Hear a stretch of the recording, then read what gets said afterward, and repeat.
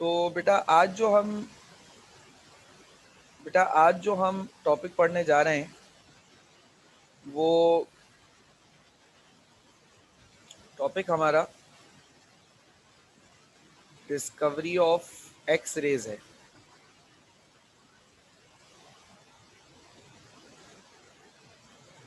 X raise की discovery है।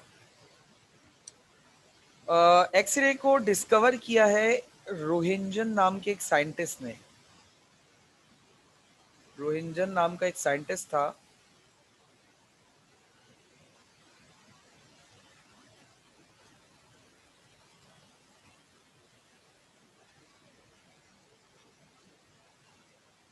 रोहिंजन नाम का एक साइंटिस्ट था। उसने इसको रोटेंजन नहीं पढ़ते, इसको रोहिंजन पढ़ते हैं। रोहिंजन नाम का एक साइंटिस्ट था, उसने एक्स रेज को डिस्कवर किया था। बेटा 1876 में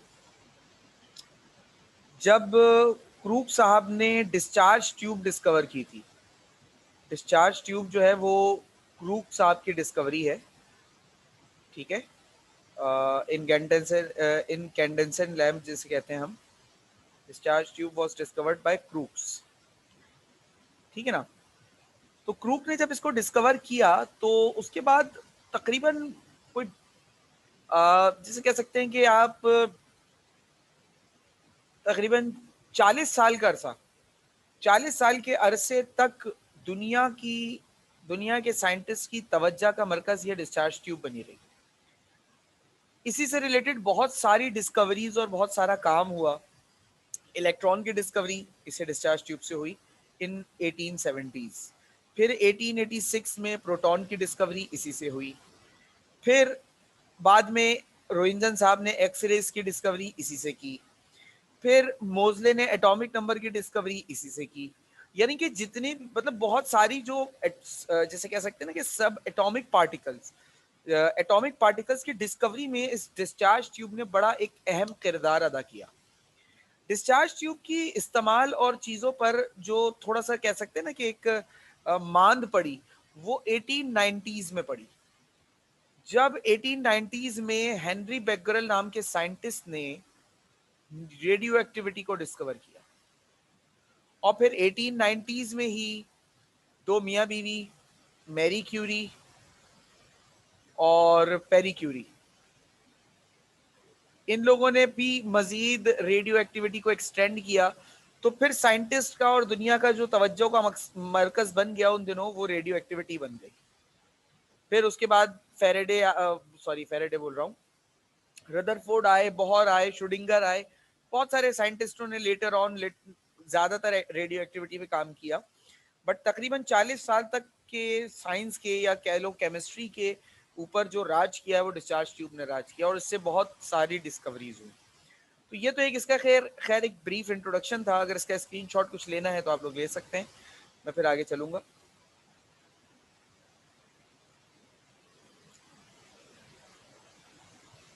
तो इन सब चीजों के बाद एक साइंटिस्ट थे रोहिंजन नाम के ना, उन्होंने ये देखा कि जब वो डिस्चार्ज ट्यूब का एक्सपेरिमेंट करवा रहे थे तो डिस्चार्ज ट्यूब में कैथोड से, आपको पता है कैथोड रेज निकलती हैं।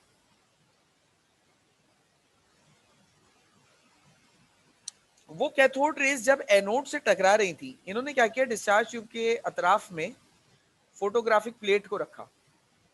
तो इन्होंने ये देखा कि जब ये कैथोड रेज इस डिस्चार्ज ट्यूब से एनोड से हिट कर रही थी, तो एनोड से हिट होने के बाद ये जो इर्द गिर्द रखी हुई फोटोग्राफिक प्लेट थी ना, इस पे कुछ धब्बे आ रहे थे। ये इन्होंने रखी थी फोटोग्राफिक प्लेट। तो इन फोटोग्राफिक प्लेट के ऊपर कुछ इम्पैक्ट्स आ रहे थे, इसको हम लिख सकते हैं इफेक्ट ऑन फोटोग्राफिक प्लेट।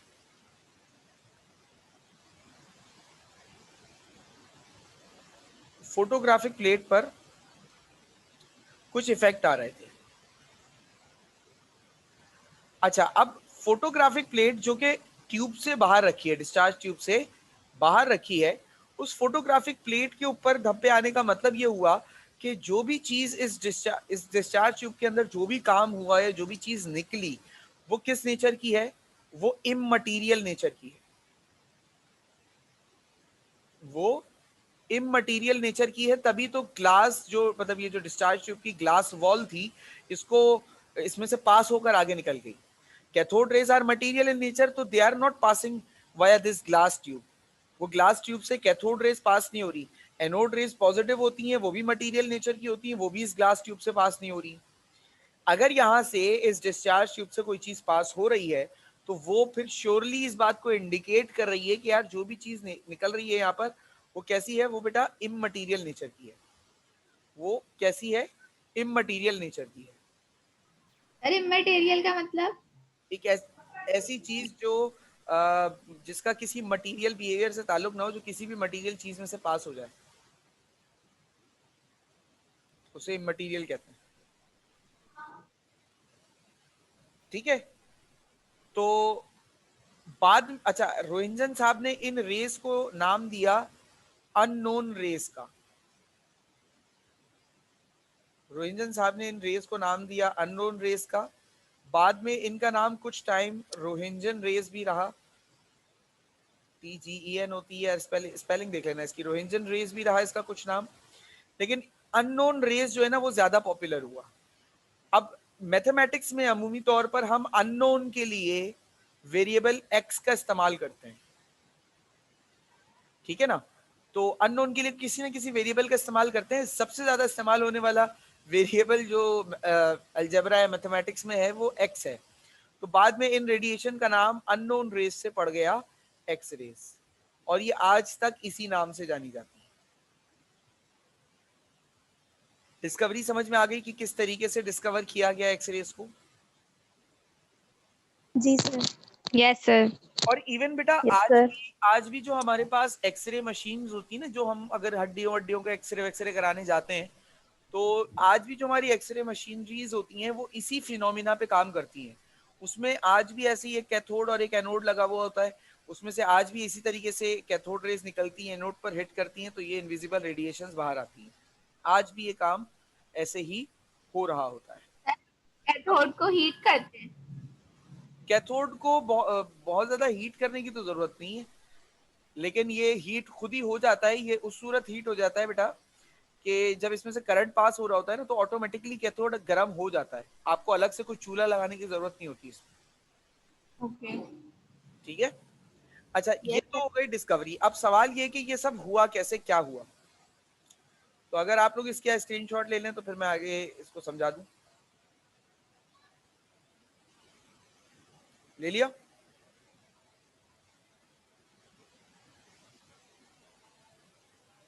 अच्छा, होता क्या है बेटा, जब when cathode rays hit anode, जब कैथोड रे एनोड को हिट करती हैं, दे प्रोवाइड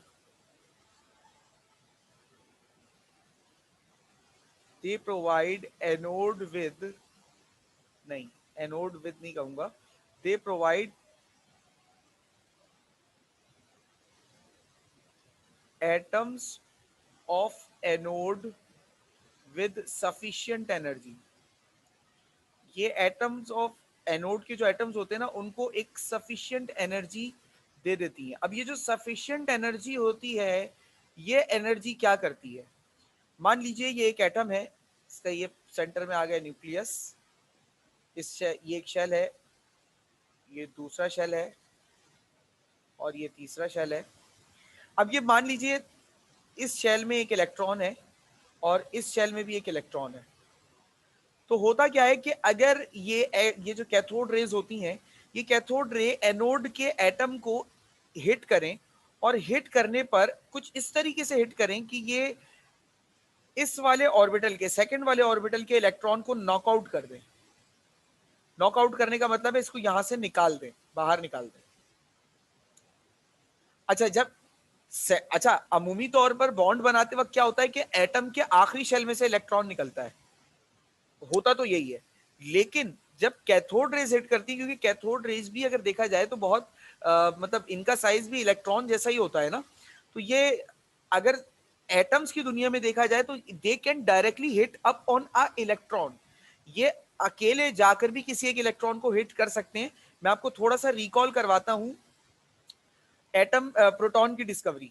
उसमें क्या हुआ था कि एटम यहां रखा हुआ था, कैथोड रे ने आके इस इलेक्ट्रॉन को हिट किया था, इलेक्ट्रॉन यहां से निकल गया था, पॉजिटिव चार्ज एटम कैथोड की तरफ बढ़ा था। याद आया? अभी हमने डिस्कवरी ऑफ प्रोटॉन में ये चीज पढ़ी हुई है। जी सर। ठीक है ना? तो सेम यही सिनेरियो होता है, बट यहाँ पे गैस की सूरत में नहीं होता, बल्कि ये सॉलिड जो एनोड लगा हुआ है ना, ये कैथोड रे आकर इस पे हिट करती है। हिट कुछ इस तरीके से करें, मैं फिर कह रहा हूँ, हिट कुछ इस तरीके से करें कि ये जो बीच वाला शेल का जो एटम है, सॉरी इलेक्ट्रॉन है बीच वाले शेल का, ये नॉकआउट हो जाए। अच्छा, जब इलेक्ट्रॉन बीच वाले शेल में से कहीं से भी नॉकआउट होगा तो एटम विल बिकम अनस्टेबल। जो एटम होगा वो अनस्टेबल हो जाएगा। अच्छा, अब ड्यू टू दिस अनस्टेबिलिटी, जो यहां पर ये एक अनस्टेबिलिटी क्रिएट हुई है, अनस्टेबल होने की वजह से क्या होगा कि जो हाई शेल का एटम होगा, इलेक्ट्रॉन होगा, ये अपने शेल में नीचे की तरफ मूव करना शुरू हो जाएगा, ताकि ये जो अनस्टेबिलिटी क्रिएट हुई है इसको ये रोक सके। ठीक है? जैसे कि अगर ये शेल्स हैं मान लो एटम के, ठीक है, इलेक्ट्रॉन एक यहां पर है और कुछ इलेक्ट्रॉन यहां पर है। अब यहां पे ये दो इलेक्ट्रॉन के साथ स्टेबल है, इनमें से एक इलेक्ट्रॉन ये नॉकआउट हो गया। 3 इलेक्ट्रॉन थे, 3 में से एक इलेक्ट्रॉन नॉकआउट हो गया, तो इस शेल की स्टेबिलिटी पे फर्क आ गया।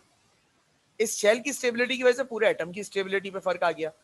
तो ये जो हाई शेल का एटम होगा, ये नीचे वाले शेल की स्टेबिलिटी पूरी करने के लिए नीचे की तरफ मूव करेगा। जब ये नीचे मूव करेगा तो इलेक्ट्रॉन यहां आ जाएगा।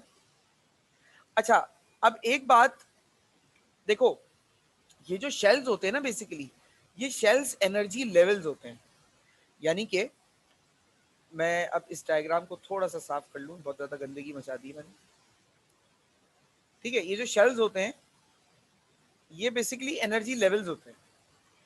जैसे पहला शेल है, इसके एनर्जी की लेवल है 20, दूसरे शेल का एनर्जी लेवल है 40, तीसरे शेल का एनर्जी लेवल है 60।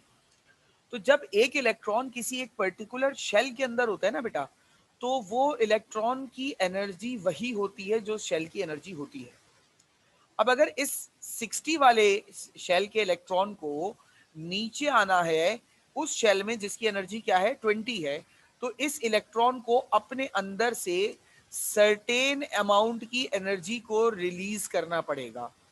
कितनी एनर्जी रिलीज करेगा? अगर ये अभी 60 पर है और इसको 20 पर आना है तो ये 40 की एनर्जी रिलीज करेगा। ऐसा ही है बेटा? जी सर।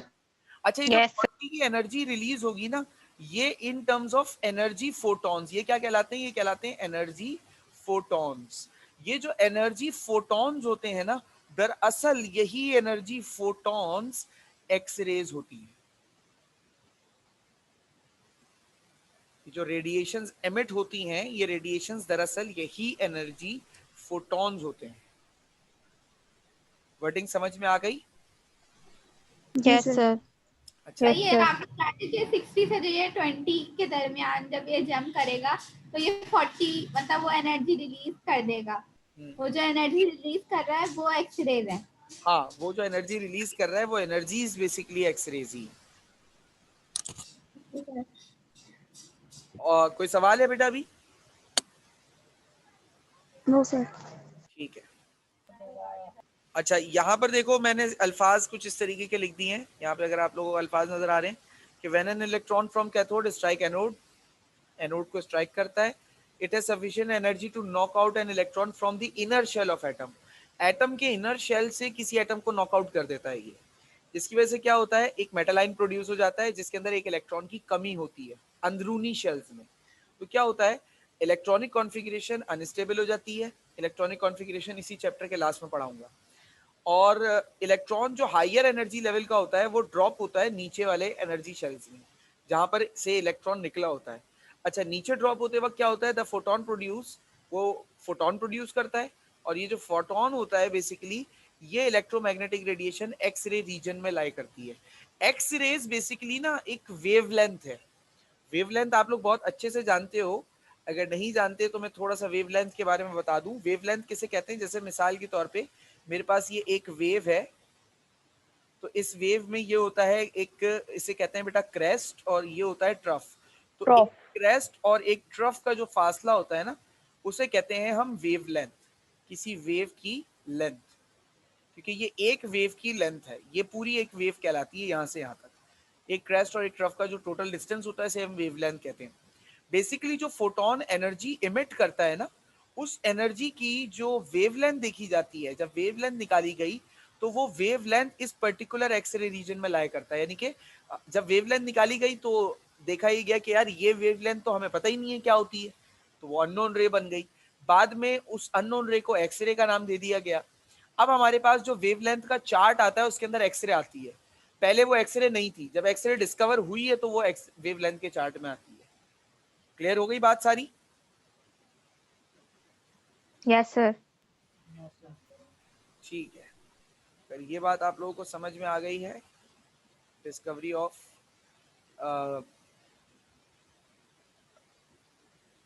एटॉमिक नंबर पर आ जाते हैं। रोहिंजन ने जब एक्सरेज को डिस्कवर किया, मुझे एग्जैक्ट ईयर याद नहीं आ रहा रोहिंजन की डिस्कवरी का, जो उसने एक्सरे के लिए किया था, आई थिंक सो शायद 1910 से पहले या 1909 की या 1911 की बात होगी, या 1910 से पहले की किसी साल की बात होगी जब रोहिंजन ने एक्सरेज को डिस्कवर किया। फिर लेटर ऑन 1913 में हेनरी मोजले नाम का साइंटिस्ट था, हेनरी मोजले, वो काम कर रहा था इन्हीं एक्स रेज पर। यानी कि जो एक्सपेरिमेंट रोहिंजन ने कराया था सेम वही वो एक्सपेरिमेंट कर रहा था, और वो मुख्तलिफ कुछ नया हासिल करने की कोशिश में था। उसने एक बड़ी अजीब सी चीज ऑब्जर्व की। उसने क्या ऑब्जर्व किया कि जैसे एनोड लगा रहा था, वो एनोड लगा रहा था सॉलिड का। अब मिसाल के तौर पर जैसे मेरे पास एल्यूमिनियम एक एलिमेंट है, उसका एटॉमिक नंबर होता है 13, ठीक है, और मेटल एक। अच्छा, इसके अलावा अगर आयरन की बात करें तो आयरन भी एक मेटल है, इसका एटॉमिक नंबर होता है 26। ये क्या कर रहा था, ये अलग अलग एनोड रख कर देख रहा था कि वेवलेंथ पर क्या असर पड़ रहा है। यानी अलग अलग मेटल्स को प्लेस करके देख रहा था, क्योंकि आपको पता है इलेक्ट्रोड जो है वो किसी न किसी मेटल का ही होता है, नॉन मेटल का तो नहीं होता। ये अलग अलग मेटल, सॉलिड मेटल्स को रख रख के एनोड बना बना कर देख रहा था कि हो क्या रहा है। तो इससे एक चीज तो सर जी बेटा, कैथोड और एनोड दोनों चेंज कर रहे थे? नहीं, ये एनोड चेंज कर रहा था, कैथोड सही है चेंज सर। नहीं किया इसने, एनोड चेंज किया। तो एनोड ये अलग अलग रखकर देख रहा था। तो इसने एक अजीब सी चीज ऑब्जर्व की कि अच्छा, उस वक्त तक प्रोटॉन नोन थे, प्रोटॉन पता था क्या भाई एटम के अंदर पॉजिटिव चार्जेस होते हैं, लेकिन एटॉमिक नंबर की टर्म इस्तेमाल नहीं की थी उस वक्त तक। तो ये देख रहा था कि जैसे एल्यूमिनियम 13 पॉजिटिव चार्जेस होते हैं एल्यूमिनियम में, और आयरन में पॉजिटिव चार्जेस 26 होते हैं। तो इसने ये देखा कि जैसे जैसे हम पॉजिटिव चार्ज को इंक्रीज कर रहे हैं, ठीक है, जैसे जैसे हम पॉजिटिव चार्ज को इंक्रीज कर रहे हैं, पॉजिटिव चार्ज जैसे जैसे इंक्रीज हो रहा है, वैसे वैसे एक्स रेज की जो वेवलेंथ है, इसको भी शॉर्ट्स में लिखता हूं, एक्स रेज की जो वेवलेंथ है वो डिक्रीज हो रही है, ठीक है। जैसे जैसे ये पॉजिटिव चार्ज को इंक्रीज कर रहे हैं, वैसे वैसे एक्स रे की वेवलेंथ डिक्रीज हो रही है। ये चीज ऑब्जर्व की मोजले ने, ठीक है ना। इन्होंने इन पॉजिटिव चार्जेस के लिए एक टर्म का इस्तेमाल किया, that is called atomic number. इसने कहा, सर ये किस तरीके से हो रही है कि पॉजिटिव मतलब हम चार्ज जैसे इंक्रीज कर रहे हैं तो वेवलेंथ डिक्रीज हो ये रही है? एटॉमिक नंबर दोबारा बता दें कैसे उसने कहा इसको एटॉमिक नंबर। एक मिनट अरसल ना, आपका क्वेश्चन बेटा रिपीट कीजिएगा। सर मैं ये कह रही थी कि जैसे जैसे हम पॉजिटिव चार्ज को इंक्रीज कर रहे हैं वैसे वैसे हमारी जो वेवलेंथ है एक्सरे की वो डिक्रीज हो रही है। हाँ तो सही है, कैसे ठीक है। कैसे? अच्छा मरियम, अब तुम बताओ जरा क्या कह रही थी। आपने बताया ना कि किस चीज को उसने एटॉमिक नंबर का नाम दिया, वो समझ नहीं आया। मैं ये कह रहा हूँ कि जो पॉजिटिव चार्जेस थे ना, क्योंकि उन दिनों प्रोटॉन को एटॉमिक नंबर के नाम से नहीं बुलाया जाता था, उन दिनों प्रोटॉन को बस पॉजिटिव चार्ज कहते थे एटॉमिक। तो इसने ये देखा कि भाई अगर मिसाल के तौर पे एल्यूमिनियम का एनोड लगाया तो एल्यूमिनियम में वेवलेंथ आई फॉर एग्जांपल 100 मीटर, मिसाल दे रहा हूँ, इतनी बड़ी आती नहीं।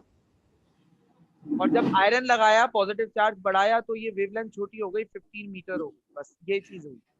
ये कह रहा है जैसे जैसे हम पॉजिटिव चार्ज बढ़ा रहे हैं वैसे वैसे एक्सरे की वेवलेंथ कम हो गई। इस पॉजिटिव चार्ज के लिए इसने टर्म इस्तेमाल की एटॉमिक नंबर की। अब क्लियर है? जी सर। फिर इस एटॉमिक नंबर से ही जो है ना, इसने एक बात मोज़ले ने और थ्योरेटिकली बात कही। अरसलना, मैं आपकी क्वेश्चन पर आ रहा हूँ बेटा। तो इसने एटॉमिक नंबर से एक बात और कही कि एलिमेंट्स की कैरेक्टरिस्टिकल प्रॉपर्टीज एटॉमिक नंबर पे डिपेंड करती है, यानी पॉजिटिव चार्ज पर। एलिमेंट की जो, यहाँ पे लिख लेते हैं, कैरेक्टरिस्टिकल प्रॉपर्टी जो होती है एलिमेंट की, प्रॉपर्टी ऑफ एलिमेंट, कैरेक्टरिस्टिकल प्रॉपर्टीज जो होती हैं एलिमेंट की, वो डिपेंड करती हैं इस पर, एटॉमिक नंबर पर। ठीक है ना? फिर यहीं से फिर वो पीरियोडिसिटी का कॉन्सेप्ट आया और ये सारी चीजें आ गई। अच्छा, अब अरसलना ने क्वेश्चन ये किया कि सर देखें, एटॉमिक नंबर के बढ़ने से वेवलेंथ जो है वो एक्सरेज की डिक्रीज हो रही है। ओके, बट क्यों? एटॉमिक नंबर के बढ़ने से वेवलेंथ जो एनर्जी की डिक्रीज हो रही है वो क्यों हो रही है? बेटा देखो, जब एटॉमिक नंबर बढ़ता है ना, यानी कि प्रोटॉन नंबर बढ़ता है, तो प्रोटॉन नंबर, अगर मिसाल के तौर पे एक एटम का 10 है और दूसरे एटम का प्रोटॉन नंबर 20 है, तो जिसका प्रोटॉन नंबर 10 होगा उसके एटम में इलेक्ट्रॉन भी 10 होंगे, और जिसका प्रोटॉन नंबर 20 होगा उसके अंदर इलेक्ट्रॉन भी 20 होंगे। ऐसा ही है? जी सर। अच्छा, अब 10 जब इलेक्ट्रॉन होंगे तो शेल्स के अंदर जो एनर्जी की डिस्ट्रीब्यूशन होगी इन इलेक्ट्रॉन्स के हवाले से, वो डिस्ट्रीब्यूशन ज्यादा होगी। डिस्ट्रीब्यूशन यानी कि जो गैप होगा वो ज्यादा होगा। अभी तक हम आपको, अगर मैं 9 क्लास, क्योंकि अभी तक आपने मॉडर्न इलेक्ट्रॉनिक कॉन्फ़िगरेशन पढ़ी नहीं है, 9 वाली बात करते हैं। 9 में ये क्या कहते थे कि भाई पहले शेल में 2 इलेक्ट्रॉन आते हैं, दूसरे में 8 आते हैं, तीसरे में 18 आते हैं, लेकिन 2 इलेक्ट्रॉन। जी सर। ठीक है ना? अब अगर मिसाल के तौर पे जब कैथोड ने हिट किया और इलेक्ट्रॉन को एल शेल में से निकाला, तो इलेक्ट्रॉन को एम से कहाँ मूव करना है? एल में। एल में मूव करना है। ठीक है। अच्छा, यहाँ पर तो डिफरेंस ज्यादा होगा। अब इस बात को थोड़ा सा बेहतर अंदाज में अगर मैं आपको ऑनेस्ट वे में इसको एक्सप्लेन करूं, तो ये जो SPDF मॉडर्न इलेक्ट्रॉनिक कॉन्फ़िगरेशन है ना, इससे इसको बेहतर अंदाज में समझा जा सकता है। मैं अभी लफ्जी मतलब, क्योंकि इस चैप्टर के लास्ट में ये SPDF आएगा तो मैं वहां पर भी पढ़ाऊंगा। अगर तुम्हें सवाल याद हो तो वहां पे रिपीट करना, मैं वहां पर भी इसे और अच्छे अंदाज में क्लियर करूंगा। अभी फिलहाल लफ्जी तुमने सवाल किया है, सवाल बहुत अच्छा है, तो मैं इसे क्लियर कर देता हूँ। देखो, जब इलेक्ट्रॉन्स की तादाद एटम में ज्यादा होगी ना, तो उनके अंदर एनर्जी का जो डिफरेंस होगा ना वो भी ज्यादा होगा। इलेक्ट्रॉन की तादाद कम होगी तो एनर्जी का डिफरेंस ज्यादा होगा। जब एनर्जी का डिफरेंस ज्यादा होगा तो जो ऊपर वाले शेल से नीचे वाले शेल में एटम ने आना है ना, तो वो ज्यादा एनर्जी खर्च करके आएगा। ज्यादा एनर्जी खर्च करेगा तो वेवलेंथ ज्यादा एमिट होगी। और जब इलेक्ट्रॉन की ओके सर। तादाद बढ़ती है, तो इलेक्ट्रॉन की तादाद बढ़ने से इलेक्ट्रॉन्स के दरमियान जो एनर्जी का डिफरेंस होता है वो छोटा हो जाता है। छोटा डिफरेंस जी होने सर। की वजह से जब एनर्जी इमिट होगी तो वो छोटे डिफरेंस की इमिट होगी, तो तो ऑटोमेटिकली वेवलेंथ वेवलेंथ भी छोटी हो जाएगी। ये है। छोटी होगी। सही है सर। ठीक है, बाकी क्वेश्चन बहुत जी सर, अच्छा था। Thank you. और कोई सवाल बेटा किसी का?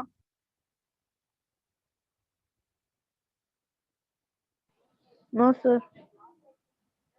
ठीक, तो स्क्रीनशॉट ले लीजिए जरा। तो आपने कहा कि भाई ये एनर्जी का पैकेट क्या है, तो भाई देखो, लाइट के बारे में ना, लाइट के नेचर के बारे में तजाद है। कोई कहता है, कुछ थ्योरीज कहती हैं लाइट की नेचर वेव है, कुछ थ्योरीज कहती हैं लाइट की नेचर पार्टिकल है। तो जब हम पार्टिकल नेचर बात कर रहे होते हैं ना, लाइट के पार्टिकल नेचर की, तो उसमें 2 टर्म्स का इस्तेमाल हम करते हैं, फोटोन या क्वांटम की, क्वांटा की। फोटोन का लफ्ज आइंस्टाइन ने इस्तेमाल किया है और क्वांटा का लफ्ज प्लैंक ने इस्तेमाल किया है। तो क्वांटा से ज्यादा मशहूर जो है वो एनर्जी फोटोन है, यानी कि एनर्जी का पार्टिकल या एनर्जी का पैकेट। मतलब ये कि जैसे आपके पास एक लेस का पैकेट होता है फॉर एग्जांपल, अब उस लेस के पैकेट में 10 चिप्स हैं फॉर एग्जांपल, तो वो आपके पास एक लेस का पैकेट, इसी तरीके से जो एक एनर्जी का पैकेट होगा उसके अंदर भी एक सर्टेन अमाउंट की एनर्जी होगी, that is called quanta of energy, nothing more than that. अच्छा ओके सर सर। अच्छा वो स्पेक्ट्रा का पूरा जो है टॉपिक वो आप फिर रदरफोर्ड के बाद पढ़ाएंगे? रदरफोर्ड का हम मॉडल शुरू करेंगे जब उसके डिफरेंस पर डिफेक्ट पर आऊंगा ना, रदरफोर्ड के डिफेक्ट पर, तो उसमें जी। दूसरे डिफेक्ट पे फिर मैं स्पेक्ट्रम पढ़ाऊंगा, फिर जाके रदरफोर्ड का दूसरा डिफेक्ट समझ में आता है। अच्छा सही है सर। तो ये है थोड़ा सा वो डिटेल वहीं पर ही हम उसको कोरिलेट करेंगे स्पेक्ट्रम को, ठीक है। सही है। और कोई सवाल? No sir. चलो ठीक है, फिर बाकी बात इंशाल्लाह नेक्स्ट क्लास में होगी। सर जी बेटा। सर ये जो कोचिंग वाले वो दे रहे हैं मॉडल पेपर, ये आपने बनाया केमिस्ट्री का?